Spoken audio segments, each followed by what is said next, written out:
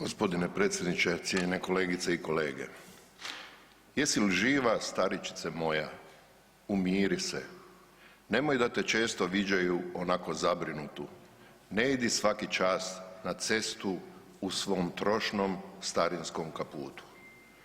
Tako nekako ide jedna od najljepših pjesama posvećenih majci ruskog pjesnika Sergeja Jesenjina, Pismo majci, majci s velikim M, majci kojoj svi mi dugujemo ono nešto istinski ljudsko, humano, brižno i neslomljivo koje nosimo duboko, duboko zapisano u našem srcu što se jednom riječju zove ljubav. A onda su se našli Vlada i ovaj Sabor, da uvažene kolegice i kolege, i Sabor kao zakonodavac koji su tamo pred otprilike 2,5 godine odlučili taj jedinstveni, neponovljivi svijet majki podijeliti na dva dijela. Pa je jednim majkama koje su umirovljene nakon 1. siječnja 2019. dodan staž od 6 mjeseci za svako rođeno i posvojeno dijete i tako su im s pravom barem za malo povećane i onako premale mirovine. Super, hvale vrijedan potez, ali kao da mi u Hrvatskoj imamo neponovljivi talent za stvaranje nepravdi. Majke umirovljene do tog datuma ostale su bez majčinskog staža, premda su rađale i dojile i odgajale i brinule i noćima se dizale i danima radile na 10-tak frontova odjednom i to neke i u ona vremena kad ni hladnjaka, ni perilice rublja, ni 100 drugih modernih čudesa nije bilo.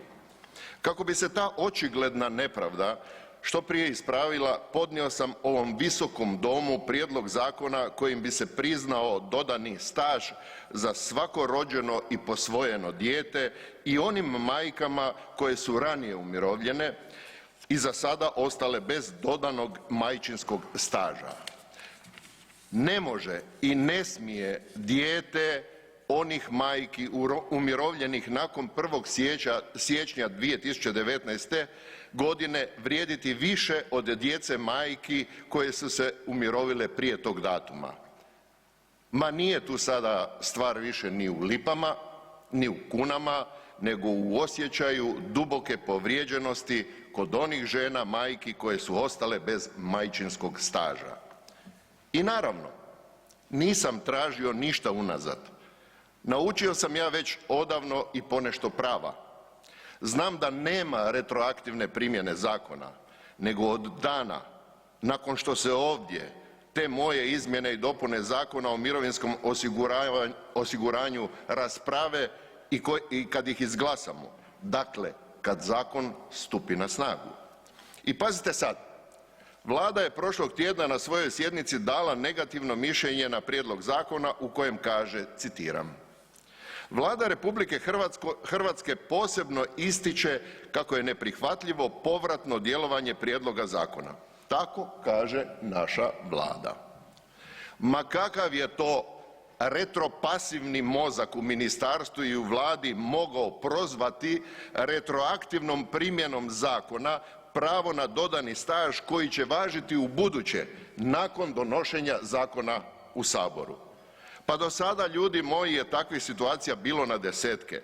Uvijek smo nešto što je povoljnije davali svima, a ne samo nekima. Dodatak na mirovinu od 4 do 27% koji smo uveli 2007. godine priznato je i onim umirovljenima do 2007. godine. Promjena polaznog faktora za prijevremenu, pravo na izbor povoljnije mirovine 2011. itd., itd. Gospodo, mogli ste jednostavno reći 100 drugih stvari. Ne damo majčinski dodatak i gotovo. Imamo 76 glasova, ne interesira nas ta tema. Nemamo novaca, ali ovako se blamirati i navesti nešto kao argument za odbijanje nije vam baš na čast. I zato nemojte vrijeđati zdrav razum ni žena, ni građana, ni nas zastupnika, povucite to mišljenje, ispravite ga dok još nije kasno, priznajte grešku i niko vam zamjeriti neće. jer ovo nije pitanje novca, ovo je pitanje ispravljanja nepravde prema majkama koje su nas rodile, koje su nas naučile što znači riječ ljubav, a bez toga sreće nema. Hvala vam lijepa.